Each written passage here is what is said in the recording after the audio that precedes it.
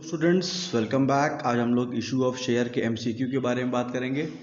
तो हमने जो एमसीक्यू डिज़ाइन किया है वो दो पार्ट में डिज़ाइन किया है। ये आपका पार्ट 1 है जिसमें जितनी भी थ्योरेटिकल नॉलेज है उसको कवर करेंगे, और पार्ट 2 में जितने भी प्रैक्टिकल क्वेश्चंस जैसे एग्ज़ाम में आने हैं वो आपको उसका एक आइडिया हो जाएगा। ठीक है, तो ये हमारा पार्ट 1 है। इसमें सारा थ्योरेटिकल जितना भी इशू ऑफ शेयर का था वो उसमें आपको इसमें मिल जाएगा। तो स्टार्ट करते हैं। पहला, the companies act 2013 has not prescribed the minimum subscription. However, SEBI has prescribed that and company must receive at least that of issued share before it can receive with the allotment of the share. इसका मतलब क्या हुआ कि कोई भी company अगर share को issue करती है तो कम से कम कितना सब्सक्रिप्शन उसको रिसीव होगा तब वो शेयर अलॉट कर पाएगी। ठीक है, तो ये आंसर है 90%। अगर 90% से कम पैसा मार्केट से आता है तो उस कंडीशन पे वो कंपनी शेयर इशू नहीं कर पाएगी। अब आते हैं next. As per table F of the schedule 1 of the companies act 2013, interest is charge on the call in arrear at the minimum rate of the dash per annum. तो call in arrear आप समझते ही हैं कि कोई भी share का पैसा नहीं आया तो उसको हम कॉल इन एरियर कहते हैं। कुछ क्वेश्चंस में दिए होते हैं इंटरेस्ट चार्ज करने के लिए उस कॉल इन एरियर पे, तो क्या रेट ऑफ इंटरेस्ट दिया गया है टेबल एफ के हिसाब से। नॉर्मली तो हम लोग आर्टिकल ऑफ एसोसिएशन को प्रेफर करते हैं, लेकिन अब आर्टिकल ऑफ एसोसिएशन नहीं है तो टेबल एफ को प्रेफर करते हैं। तो टेबल एफ के हिसाब से क्या होना चाहिए, तो सही आंसर है 10%। अब नेक्स्ट आते हैं। Director have the authority to reissue the forfeited share when. तो डायरेक्टर के पास जो अथॉरिटी है इसमें आंसर दे दिया गया है। ठीक है, फोर्थ ही है इसका answer, none of the above. तो फोर्थ मतलब तो कितना समय होता है इसमें है क्या, जैसे मान लीजिए आपका शेयर फोरफिट हो गया। ठीक है, तो अब डायरेक्टर के पास अथॉरिटी आ जाती है कि उसको शेयर इशू करना है कि नहीं इशू करना है। ठीक है, अगर वो डिसाइड कर लेता है कि हाँ मुझे शेयर इशू करना है तो कितने दिन में शेयर इशू करना है, तो ऐसा कुछ भी कंपनीज एक्ट में नहीं लिखा हुआ है कि कितने दिन में इशू करना है। तो इसीलिए यहाँ पे director think it is right time to issue. जब भी डायरेक्टर को लगता है कि हाँ ये सही समय है इशू करने का, डायरेक्टर इशू कर सकता है। ऐसा कोई टाइम प्रिस्क्राइब नहीं है। फोरफिट के बाद री इशू करने का डिसीजन डायरेक्टर का होता है। नेक्स्ट है, according to table F of the schedule 1 of the companies act, forfeiture of share first applied share holder must given a minimum of dash days notice to take unpaid amount of the share. तो इसमें क्या है कि अगर share कोई forfeit हो जाता है तो उसके बाद कितने दिन का समय उनको दिया जाता है, ठीक है, कि वो अपना पैसा पे कर दें अगर वो पैसा नहीं पे किए हैं तो कंपनीज एक्ट के हिसाब से टेबल एफ के हिसाब से अगर अब देखा जाए तो टोटल जो टाइम मिलता है वो मिलता है आंसर नंबर 3, 12 डेज़ का। ठीक है, तो 12 डेज़ का टोटल टाइम मिलता है कि आप जो भी आपके पैसे हैं उसको आप पे कर दीजिए। नेक्स्ट आते हैं, the company can not allow share more than that is offered for the subscription. In case of over subscription the board of director allot the share mostly by. तो अगर कोई भी ओवर सब्सक्रिप्शन का case आता है तो उस condition पे अगर जिसको शेयर अलॉट हो गया तो उसका तो कोई दिक्कत नहीं है। उसको अगर कम शेयर अलॉट हुआ है, ठीक है, तो कंपनी क्या करती है उसको जो शेयर अलॉट करती है वो किस मेथड पे अलॉट करती है ये आपसे पूछा जा रहा है। तो यहाँ पे जिसको रिजेक्ट कर दिया वो तो पूरा रिजेक्ट हो गया, उसका कोई मतलब ही नहीं है। लेकिन अगर जिसको अलॉट करती है, जैसे किसी ने 100 शेयर मांगा उसको 50 शेयर दिया, 20 शेयर दिया, तो इस मेथड को हम लोग बोलते हैं प्रो राटा मेथड। ठीक है, तो इसका सही आंसर प्रो राटा है। अब आते हैं नेक्स्ट।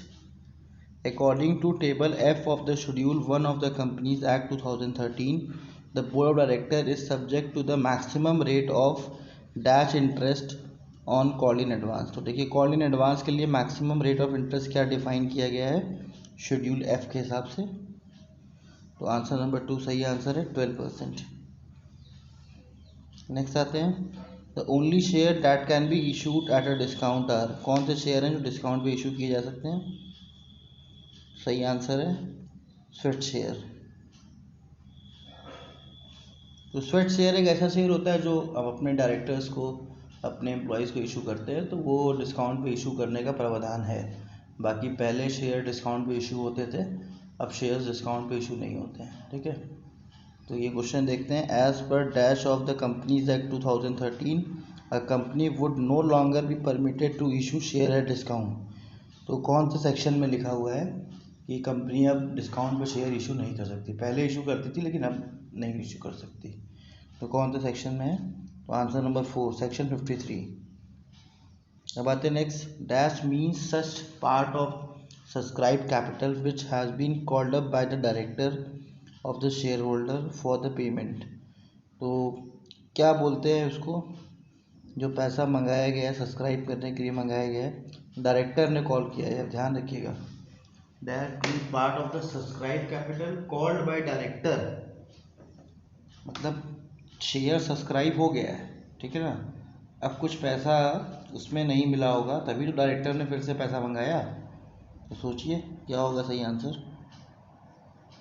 तो आंसर है आपका पेड अप कैपिटल। ये गलत आंसर है, इसका आंसर होगा कॉल्ड अप कैपिटल। ठीक है, तो इसको आप लोग सही कर लीजिएगा, ऑप्शन नंबर 3 होगा कॉल्ड अप कैपिटल। नेक्स्ट आते हैं। Dash refers to the amount receive against the call made on the share. अब इसमें क्या है, dash receive the amount receive against the call made on the share. अब shares के पैसे जब मंगाते हैं, ठीक है, तो वो किस में आता है? तो सही आंसर है पेड अप शेयर। ठीक है, यहाँ पे पैसा हमको मिल चुका है, यहाँ पिछले वाले क्वेश्चन में मंगा रहे थे, यहाँ वाले में अमाउंट रिसीव हो गया। तो अमाउंट जब रिसीव हो जाता है तो वो कॉल्ड अप से कन्वर्ट हो जाता है पेड अप में। ठीक है, पहले मंगाते हैं तो कॉल्ड अप हो गया, और जब मिल गया तो पेड अप हो गया। नेक्स्ट आते हैं। As per section 65 of the companies act 2013 only unlimited company have share capital by converting into limited company में हैव। यहाँ पे क्या बता रहा है, कोई एक कंपनी है, वो अनलिमिटेड कंपनी है, मान लेते हैं प्रोप्राइटरशिप है या फिर पार्टनरशिप है, वो अपने आप को कन्वर्ट कर रहा है पब्लिक कंपनी में। तो उस कंडीशन पे वो क्या क्रिएट करेगा, जो भी उसका कैपिटल रहेगा वो किस मोड में क्रिएट होगा, वो किस फॉर्म में क्रिएट होगा। सही आंसर है थर्ड, रिजर्व कैपिटल। ठीक है, जो भी कैपिटल उस पर्टिकुलर कंपनी का रहेगा, पुराना कैपिटल, उसको जब इस कंपनी में फॉरवर्ड करेंगे तो वो हम लोग उसको रिजर्व कैपिटल के नाम से जानेंगे। ठीक है, अब आते हैं next. Dash are those reserve which are created out of capital profit. तो कैपिटल प्रॉफिट से कौन सा रिजर्व हम बनाते हैं? कैपिटल प्रॉफिट समझते ही हैं, कोई भी एसेट्स बेच के जो प्रॉफिट हुआ, ये सब कैपिटल प्रॉफिट पे आता है। ठीक है, सही आंसर है कैपिटल रिजर्व। तो कैपिटल प्रॉफिट से क्या बनता है? Capital reserve. बच्चे कंफ्यूज हो जाते हैं कैपिटल रिजर्व और रिजर्व कैपिटल में, तो कंफ्यूज मत होइएगा। कैपिटल प्रॉफिट का जितना हिस्सा होता है सबका सब कैपिटल रिजर्व में ही जाता है। और रिजर्व कैपिटल जब कोई कंपनी, अनलिमिटेड कंपनी कन्वर्ट होती है लिमिटेड कंपनी में, तो उसका जो कैपिटल होता है उसको हम रिजर्व कैपिटल कहते हैं। ठीक है, जो भी लास्ट क्वेश्चन में हम लोगों ने डिस्कस किया वही सेम चीज़ है। The dash can not be utilize for the distribution of dividend. तो किस चीज़ को हम लोग डिविडेंड में डिसाइड नहीं कर सकते, मतलब हमारे पास डिविडेंड देना है तो किसको हम यूटिलाइज नहीं कर सकते। ठीक है, डिविडेंड समझते ही हैं। तो सही आंसर है आपका कैपिटल रिजर्व। तो कैपिटल रिजर्व नहीं करते क्यों? क्योंकि उसमें जितना भी पैसा होता है वो हमारा डे टू डे अर्निंग का नहीं होता, वो हमारा पैसा जो होता है वो होता है सब कैपिटल प्रॉफिट। तो कैपिटल प्रॉफिट को हम लोग डिविडेंड के लिए बांट नहीं सकते। डिविडेंड में बांटने के लिए वो प्रॉफिट चाहिए होता है जो हम हर महीने, हर साल, हर महीने कमा रहे हैं। ठीक है, नॉर्मल कोर्स ऑफ बिजनेस के जो प्रॉफिट है उसको बांट सकते हैं। नेक्स्ट है the item that gives rise to the capital reserve are. क्या है जो हमारे कैपिटल रिजर्व को राइज देता है? Profit on the sale of fix assets, profit on the revaluation of fix assets, premium on the issue of share and debenture. तो ये सारे के सारे आपके आंसर सही है। ये सब में जो आपका प्रॉफिट होता है वो आप कैपिटल रिजर्व में लिखते हैं। नेक्स्ट है the item that give rise to the capital reserve are the profit on redemption of debenture, profit earned by the company prior to its registration, profit on the forfeiture and the reissue of share. तो सही answer है all of the above. तो ये 2 question मैंने इसलिए दिया ताकि आपको ये याद हो जाए, क्योंकि इसमें से कम 6 क्वेश्चन बन जाएगा एग्जाम में कि ये सब कहाँ पे जाएगा। ठीक है, तो आपको बस सिंपल सा ये समझना है कि ये सब जितनी भी चीज़ें आपने ये 6 पॉइंट में पढ़ी अलग अलग, 3 उस वाले क्वेश्चन में 3 इस वाले क्वेश्चन में, ये सब नॉर्मल कोर्स ऑफ बिजनेस नहीं है। ठीक है, ये कभी कभी ये सब चीज़ें होती है। तो ये जो भी प्रॉफिट होगा उसको कैपिटल प्रॉफिट करते हैं, और जो हमारा कैपिटल प्रॉफिट होता है वो सारा का सारा जाता है कैपिटल रिजर्व में। ठीक है, तो इस कॉन्सेप्ट को क्लियर रखिएगा। अब आते हैं it is not necessary to create. क्या क्रिएट करना ज़रूरी नहीं है? तो ये है आपका reserve capital. Reserve capital create करना ज़रूरी नहीं है। क्यों? क्योंकि ज़रूरी नहीं है कि हर एक कंपनी अनलिमिटेड कंपनी से लिमिटेड कंपनी बने। बहुत सारे डायरेक्टली प्राइवेट लिमिटेड से पब्लिक लिमिटेड ही बनती है कंपनी। तो पब्लिक लिमिटेड भी तो, प्राइवेट लिमिटेड भी तो आपका एक तरीके से लिमिटेड कंपनी ही है। ठीक है, तो इसीलिए रिजर्व कैपिटल हर जगह क्रिएट करना कंपल्सरी नहीं होता, कुछ कंडीशन में क्रिएट होता ही नहीं। Dash is stated in the MOA of the company. तो एमओए ऑफ कंपनी में आपको क्या दिखने को मिलेगा?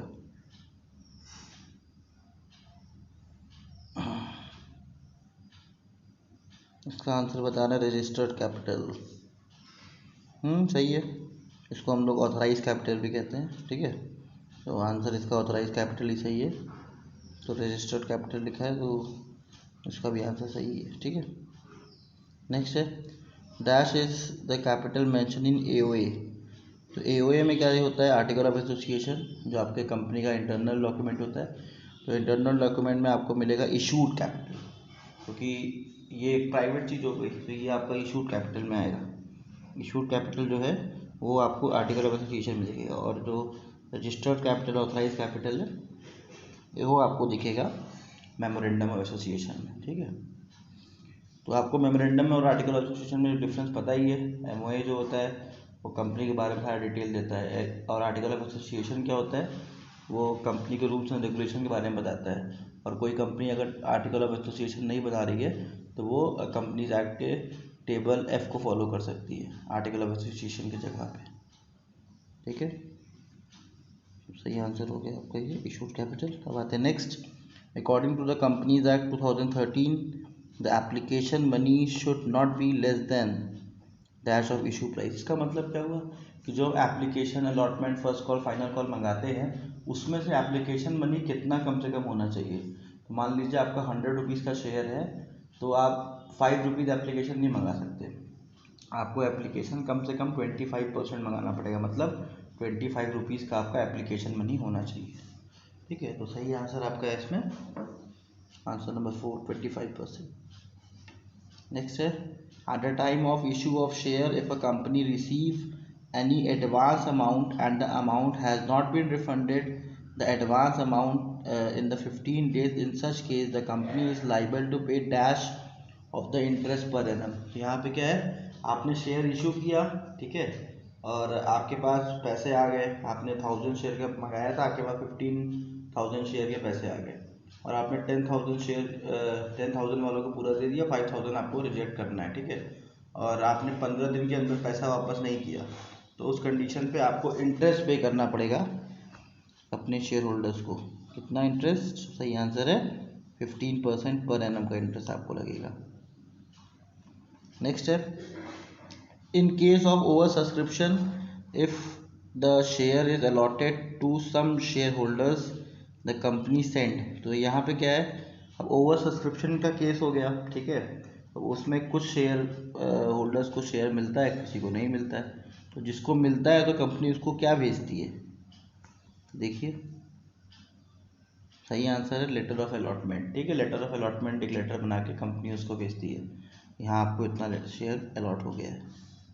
नेक्स्ट है in case of over subscription if the share holders are not getting any share in such case the company issue. भाई अब कोई सबको तो शेयर मिलता नहीं है, अब जिसको शेयर नहीं मिला तो कंपनी क्या करेगी, उसको कौन सा लेटर देगी, और उसके साथ साथ उसको चेक भी तो देगी, उसका पैसा भी तो वापस करेगी। तो कंपनी ये दोनों डॉक्यूमेंट्स कौन कौन सा, लेटर और चेक तो देती ही है। तो कौन सा लेटर देती है भाई? सही आंसर लेटर ऑफ रिग्रेट। ठीक है, तो ये सब चीज़ याद रखिएगा, एग्जाम में थ्योरी में पूछ लेते हैं। ठीक है, अब आते हैं next. In the absence of article of association the company has to follow the provision of dash schedule. बढ़िया, आपको बता ही चुके हैं अभी। सही आंसर है टेबल एफ। ठीक है, अगर आर्टिकल ऑफ एसोसिएशन एब्सेंट है तो उस कंडीशन पे टेबल एफ कंपनी फॉलो करती है। नेक्स्ट आते हैं, all the amount on the share should be fully called up within a period of dash month from the date of allotment. तो एक पर्टिकुलर टाइम दिया गया है कि इसके अंदर अंदर सारा पैसा आपको मंगा लेना है। क्या सही है आंसर?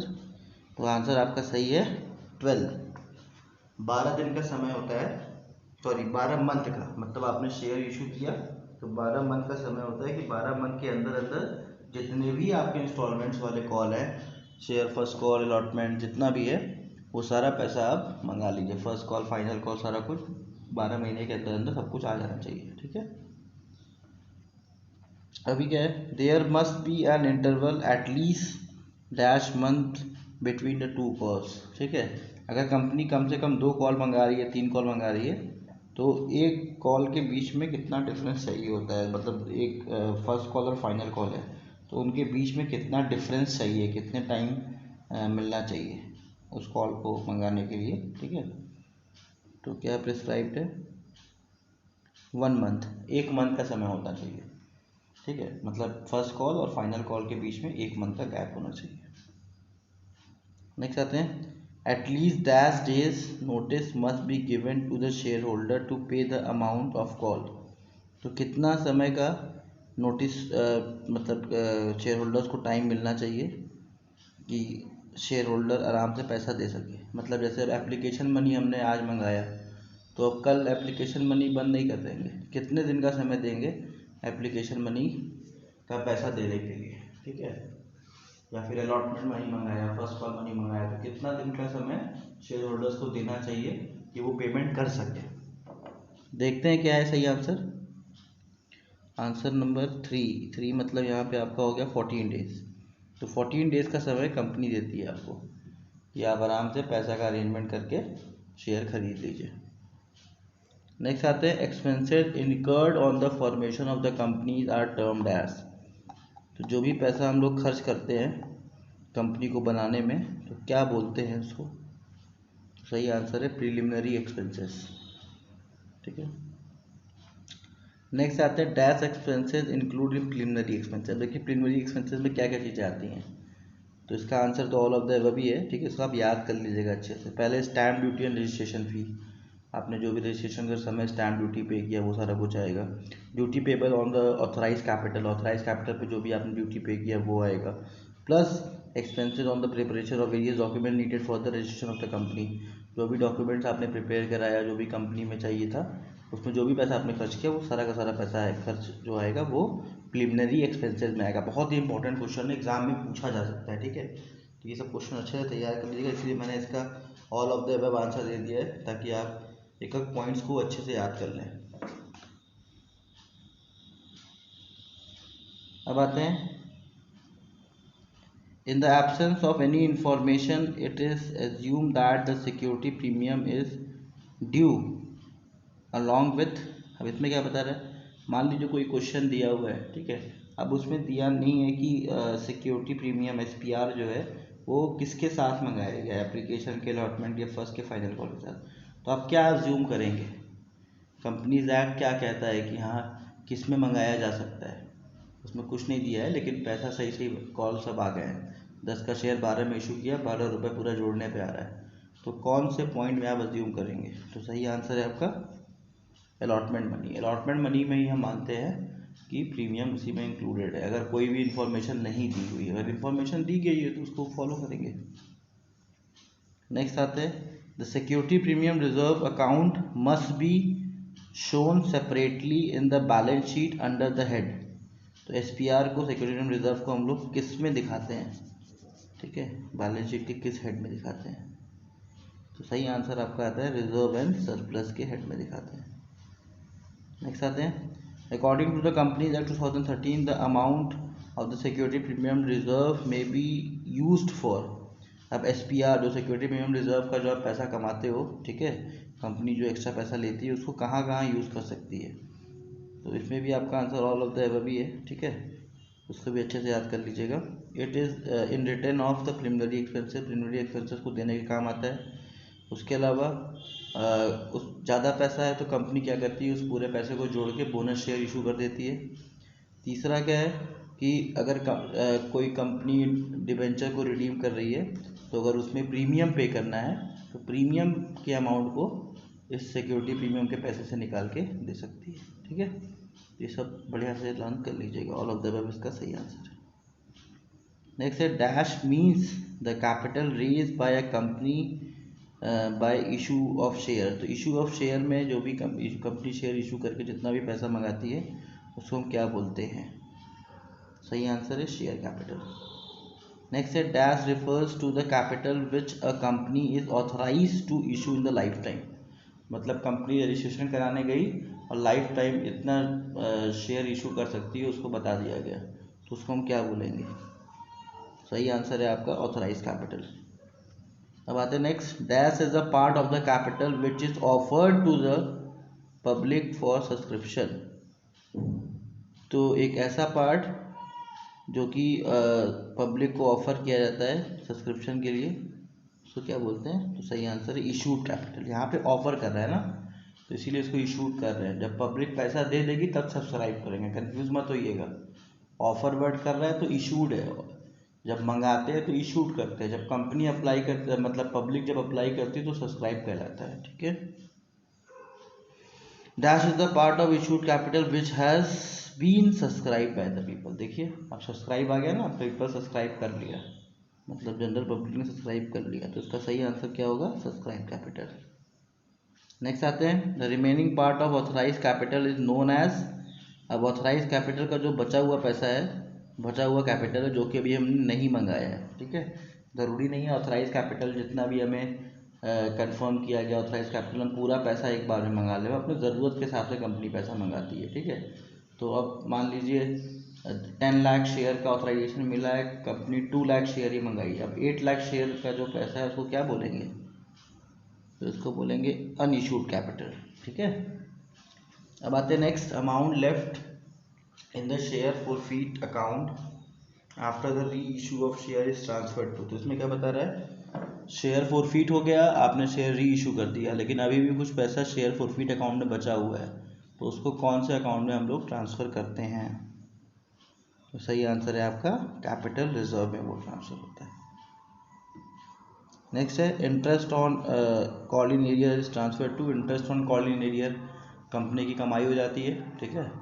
कॉल इन एरियर अगर पैसा नहीं आया तो interest on call in arrear company कमाई जाती है, तो उसको हम कहाँ ट्रांसफ़र करते हैं, तो ट्रांसफ़र करते हैं statement of profit and loss account में। ये आपका सही answer. Thank you student for watching. हमारे चैनल को प्लीज़ सब्सक्राइब और शेयर करिए, और जल्दी हम लोग पार्ट 2 इसका भेजेंगे जो कि आपका पूरा का पूरा प्रैक्टिकल क्वेश्चन पे बेस होगा, ताकि आपका दोनों पार्ट तैयार हो जाए अच्छे से।